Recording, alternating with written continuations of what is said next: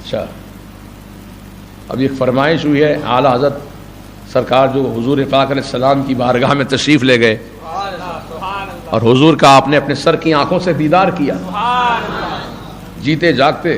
خواب میں تو بہت سے لوگ دیکھتے ہیں، اعلیٰ حضرت نے بھی خواب میں حضور کو دیکھا کئی بار، لیکن سر کی آنکھوں سے حالت بیداری میں جیتے جاگتے اعلیٰ حضرت نے رسول کا دیدار کیا. وہ کیسے وہ دیدار ہوا، کس عالم میں ہوا، اس کے کیا پس منظر ہے، بیک گراؤنڈ کیا ہے اس کا، وہ آپ کو مختصر طور پہ بتا دیتا ہوں، سن لیجئے. کہ اعلیٰ حضرت جب حج بیت اللہ کے لیے تشریف لے گئے تھے، ساتھ میں آپ کے بڑے شہزادے حامد رضا خان حجت الاسلام رضی اللہ تعالیٰ عنہ وہ ساتھ ہیں.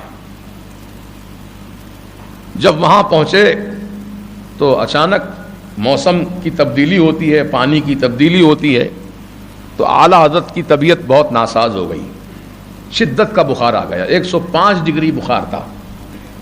101 میں ٹائیں ٹائیں فش ہو جاتے ہیں، 105 ڈگری کس کو بولتے بھائی؟ یہ اعلیٰ حضرت کا عشق رسول، عشق الہی ہے. اتنی بخار کی شدت میں بھی نہ کعبے کا طواف رک رہا ہے، نہ نماز رک رہی ہے، سب کام وقت پہ انجام پا رہے ہیں. اسی عرصے میں مکہ شریف میں رہنے والے جو علماء کرام تھے، مفتیان نظام تھے، جس میں چاروں مسالک کے امام تھے، حنفی، شافعی، حنبلی، مالکی، یہ سب کے ائمہ کرام تھے وہاں پر. تو ان کے پاس کسی نے ایک سوال نامہ لکھ کے بھیجا عربی زبان میں کہ رسول پاک، یہ تو میں کہہ رہا ہوں رسول پاک، وہ تو بےہودہ نجدی تھے، وہ تو نبی کو علم غیب ہے یا نہیں؟ اگر ہے تو پھر قرآن و حدیث سے ثابت کر کے دکھاؤ. اور مدت بھی مقرر کر دی کہ 36 گھنٹے کا ٹائم اس نے رکھا کہ 36 گھنٹے میں اس کا جواب مجھے چاہیے، مدلل مفصل جواب چاہیے. تو حرمین شریفین کے علماء کرام مفتیان نظام نے جب سوال نامہ پڑھا اور ٹائم کی مدت دیکھی تو وہ ایک دوسرے پر اپنی ذمہ داری ڈال رہے تھے کہ بھئی آپ لکھ دیجئے جواب. وہ دوسرے مفتی صاحب کہتے تھے آپ لکھ دیجئے بہتر رہے گا. یوں بات چل رہی تھی. اتنے میں کسی نے کہا کہ ہندوستان سے حضرت علامہ مولانا شاہ احمد رضا خان صاحب تشریف لائے ہیں، کیوں نہ ہم اس مسئلے کو ان سے رجوع کر دیں. دیکھیے آپ، تو کہا کہ ٹھیک ہے، ان سے ملاقات کی جائے، ان کو بتایا جائے تفصیل ساری، کتنے دیر میں ہم کو اس کا جواب چاہیے. اعلیٰ حضرت کا بخار ہے اس وقت، 105 ڈگری بخار ہے، اور یہ علماء سے ملاقات ہوئی، مفتیوں سے، تو انہوں نے بتا دیا کہ جواب ہم کو تحریری طور پہ چاہیے، قرآن و حدیث سے مدلل. تو اعلیٰ حضرت نے قبول فرما لیا. بعون اللہ الملک الوہاب، یہ فقیر عبید مصطفیٰ انشاءاللہ جواب لکھ دے گا. چنانچہ وہ سوال نامہ لے کر گئے اور بخار کی حالت میں اپنے بڑے شہزادے حجت الاسلام کو ساتھ لیا اور کعبۃ اللہ کے صحن میں پہنچ گئے. اعلیٰ حضرت کہاں پہنچے؟ کعبۃ اللہ کے صحن میں، جو مطاف کہتے ہیں، طواف کرنے کی جگہ، وہاں بیٹھ گئے. دروازہ کعبۃ اللہ شریف کا سامنے، وہ دروازے کے سامنے ہٹ کر ذرا دور بیٹھ گئے اور اپنے شہزادے حجت الاسلام سے اعلیٰ حضرت فرماتے تھے کہ لکھو حامد رضا، قرآن کی آیت لکھو، اس کا حوالہ لکھو، کون سے پارے کی آیت ہے، کون سا رکوع ہے، کون سی آیت نمبر ہے، اس کی تفسیر لکھو. تفسیر کی کتابیں، حالانکہ ساتھ میں کوئی لائبریری لے کر نہیں گئے تھے آپ، نہ پہلے سے کوئی معلوم تھا کہ ہاں مجھ کو ایسا مناظرہ کرنا پڑے گا تحریری طور پر، ورنہ آدمی تیاری کر کے جاتا ہے. اچانک مسئلہ سامنے آیا تو اعلیٰ حضرت اچانک بیٹھ کر جواب لکھوا رہے ہیں. تو 5 ڈگری بخار کی حالت میں 500 پیجز پر، 500 صفحات پر عربی زبان میں کتاب لکھوائی. مدت 8 گھنٹے میں، 8 گھنٹے میں 500 پیجز پر کتاب لکھوائی. لکھوانے میں اتنی دیر لگی، اگر خود لکھتے تو پتہ نہیں کتنا جلدی لکھ دیتے. میں بولوں آپ سنیں پھر قلم چلائیں، ٹائم لگتا نا. اگر خود آدمی لکھنا شروع کر دے تو جلدی کام ہو جاتا ہے. اعلیٰ حضرت چونکہ بخار کی شدت میں تھے اس لیے اپنے شہزادے سے لکھوا رہے ہیں کہ لکھو حامد رضا یہ دلیل پیش کرو، یہ حوالہ پیش کرو، یہ تفسیر پیش کرو، یہ حدیث مبارک پیش کرو. جب لکھاتے لکھاتے اعلیٰ حضرت ایک لمحے کے لیے سوچتے اب اس کے بعد کون سی دلیل پیش کروں، اس کے بعد کون سا ثبوت پیش کروں.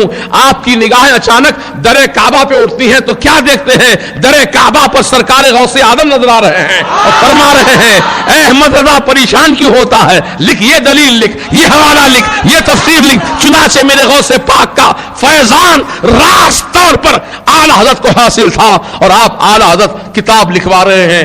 غوث پاک فرما رہے ہیں جب مکمل ہو گئی کتاب تو کتاب آپ نے علماء کی خدمت میں پیش کر دیا. ہینڈ رائٹنگ ہے، پرنٹنگ نہیں ہے، خط لکھوایا گیا ہے، قلم سے لکھوائی گئی کتاب. تو عزیزان ملت وہ کتاب کی اتنی شہرت ہوئی، اتنی عزت ہوئی کہ گورنر مکہ جن کو شریف مکہ کہا جاتا تھا اس دور میں، جن کا نام ہے علی پاشا، ٹرکیوں کی حکومت تھی اور ٹرکیوں کا ہی وہاں پہ قبضہ تھا مکہ شریف مدینہ شریف، اس دور کی بات ہے یہ. تو علی پاشا کے پاس جو سنی تھے ان کے پاس کسی عالم نے تذکرہ کیا کہ ہندوستان سے ایک بہت بڑے عالم آئے ہیں جن کا نام احمد رضا ہے، انہوں نے علم غیب رسول پر ایسی پیاری کتاب لکھی ہے کہ پڑھنے کے بعد طبیعت باغ باغ ہو جاتی ہے، روح تازہ ہو جاتی ہے، ایمان طاقتور ہو جاتا ہے. تو علی پاشا نے جب کتاب کی تعریف سنی تو فوراً کہا کہ علماء سے کہے وہ کتاب میرے پاس بھیجوائیں، میں سننا چاہتا ہوں پڑھوا کر. چنانچہ علماء کا ایک مقدس قافلہ گیا علماء کے پاس، وہاں سے کتاب لے کر آئے اور علی پاشا کے دربار میں ایک وقت مقرر تھا، اس وقت میں وہ کتاب جو اعلیٰ حضرت نے لکھی تھی اس کو علماء پڑھ کے سناتے تھے علی پاشا کو. تو علی پاشا بھی عربی جاننے والے تھے، دانت میں انگلی پکڑ لی انہوں نے، ہندوستان کا عالم، ہندی بولنے والا، اتنی اچھی عربی میں کتاب لکھوا دیا. حیرت زدہ تھے اور دلائل براہین ایسے مبارک کہ علی پاشا کی طبیعت مچل کر کہتی ہے کہ میں اس عالم دین کی زیارت کرنا چاہتا ہوں، انہیں بلایا جائے. چنانچہ اعلیٰ حضرت کو علی پاشا کا دعوت نامہ پہنچایا گیا. علی پاشا کی دعوت پر اعلیٰ حضرت علی پاشا کے دربار میں گئے، محل میں ان کے. جب اعلیٰ حضرت داخل ہوئے ان کے محل میں تو علی پاشا اپنی کرسی سے اٹھ کر کھڑے ہو گئے، استقبال کیا اعلیٰ حضرت کا. حالانکہ وہ بادشاہ ہیں، مکہ شریف کے گورنر ہیں، اعلیٰ حضرت کا استقبال کھڑے ہو کے کر رہے ہیں. اپنے بازو کو کرسی بچھوائی اور اس پر اعلیٰ حضرت کو بٹھایا. کتاب کے تعلق سے مختصر گفتگو ہوئی اور اس کے بعد علی پاشا نے کہا کہ اے احمد رضا خان، عالم باعمل، عاشق رسول، عالم مدقق، آپ کی معرکۃ الآرا تصنیف سن کر میرا ایمان تازہ ہو گیا. اب فرمائیے میں آپ کی کیا خدمت کروں. کس نے کہا؟ یہ علی پاشا نے. کیا خدمت کروں آپ کی بتائیے. اگر کوئی دنیا کا حریص و آدمی ہوتا، کچھ دنیا چاہنے والا، تو کہتا علی پاشا آپ تو پاشا ہیں یہاں کے، کچھ دے دیجئے، خزانے بھر بھر کے دے دیجئے تاکہ میں لے جاؤں اپنے ہندوستان میں، وہاں جا کے کچھ کام کر لوں اپنا. نہیں، میرے اعلیٰ حضرت نے نہ دنیا مانگی نہ دنیا کی دولت مانگی. یہ عشق رسول دیکھو اعلیٰ حضرت کا. فرماتے ہیں علی پاشا صاحب، آپ نے مجھ سے کچھ مانگنے کے لیے کہا ہے تو میں آپ سے اس بات کی اجازت مانگتا ہوں کہ اس وقت حج کا موسم ہے. مدینہ طیبہ میں جتنے بھی زیارت کرنے کے لیے جاتے ہیں سرکار کی بارگاہ میں، عشاء کی نماز کے بعد سب کو مسجد سے باہر کر دیا جاتا ہے. کسی کو مسجد شریف میں اندر رہنے کی پرمیشن نہیں ہے. آپ مجھے پرمیشن لکھ کر دیجئے، اجازت نامہ لکھ کر دیجئے کہ ایک رات میں تنہا اپنے آقا کی بارگاہ میں گزارنا چاہتا ہوں. مجھے کچھ نہیں چاہیے، سرکار کی بارگاہ میں ایک رات گزارنے کا مجھے موقع دیا جائے. علی پاشا خوش ہو گئے، فوراً اجازت نامہ تحریر کر کے حوالے کر دیا. اعلیٰ حضرت نے اس کو بوسہ دیا، اجازت نامے کو سر پہ رکھا، خوشی سے جھومتے ہوئے. اس وقت اونٹوں پہ سفر ہوتا تھا. اعلیٰ حضرت بخار کی شدت میں اونٹ پہ سوار ہیں، شدت کی گرمی ہے، سفر کرتے کرتے کرتے کرتے 8 دن میں مکہ شریف سے مدینہ شریف پہنچے. راستے میں کہیں کہیں قیام ہوا آپ کا طبیعت کی وجہ سے، وہ چلتے چلتے 8 دن کی مدت میں مدینہ پاک پہنچے، اور جب وہ حسین منظر آیا کہ مدینہ پاک میں سرکار دو عالم شہنشاہ کون و مکان علیہ السلام کی بارگاہ میں اعلی حضرت کی حاضری ہو رہی ہے، آنکھوں سے آنسو جاری و ساری ہیں، حضور کی محبت میں دل تڑپ رہا ہے۔ جب عشاء کی نماز ہو چکی، سب کو باہر کر دیا گیا، دروازے بند، کھڑکیاں بند، اب رسول کی بارگاہ ہے اور اعلی حضرت کی ذات ہے، کوئی نہیں ہے وہاں، اعلی حضرت سرکار ہے۔ آقا کی بارگاہ میں عرض کرتے ہیں یا رسول اللہ، احمد رضا کو آپ نے خواب میں کئی مرتبہ دیدار عطا کیا، یہ آپ کا کرم ہے سرکار، لیکن آج احمد رضا ایک تمنا لے کر آیا ہے آپ کی بارگاہ میں، میں خواب میں نہیں حالت بیداری میں آپ کا جلوہ دیکھنا چاہتا ہوں، سرکار کرم کر دیجئے، اپنا جلوہ دکھا دیجئے۔ زارو قطار روتے رہے، اور یہ غزل اسی وقت لکھ کر آپ نے سنائی حضور کو، وہ سوئے لالا زار پھرتے ہیں، اے بہار تیرے دن پھرتے ہیں، یہ غزل نعتیہ غزل لکھ کر کے اعلی حضرت نے حضور کی بارگاہ میں پڑھی، سنایا سرکار کو، بس وہ مقبولیت کا وقت تھا، آپ کا معروضہ قبول ہو گیا۔ رسول آدم علیہ السلام نے اپنا جلوہ سر تا پا دکھایا،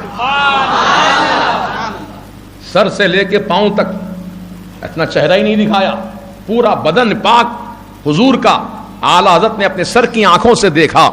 اللہ اکبر، اور پکار اٹھے، کیا پکار اٹھے کہ اللہ کی سر تابہ قدم شان ہے یہ کب کہا جاتا ہے؟ جب کوئی چیز سامنے ہو۔ یہ مسجد شہزادی بیگم، یہ وہ نہیں بولیں گے آپ، وہ مسجد شہزادی بیگم نہیں، یہ مسجد یہاں موجود ہیں، آپ کہیں گے یہ، اور جو غائب ہوتے ہیں نگاہوں سے دور ہوتے ہیں ان کو کہتے ہیں وہ۔ تب اعلی حضرت کا شعر سمجھو، اللہ کی سرتاب قدم شان ہے یہ، رسول کا جلوہ دیکھ رہے سر سے پاؤں تک، فرما رہے اللہ کی سرتاب قدم شان ہے یہ، انسان نہیں انسان، وہ انسان ہے یہ، قرآن تو ایمان بتاتا ہے انہیں، اور ایمان یہ کہتا ہے میری جان ہے یہ۔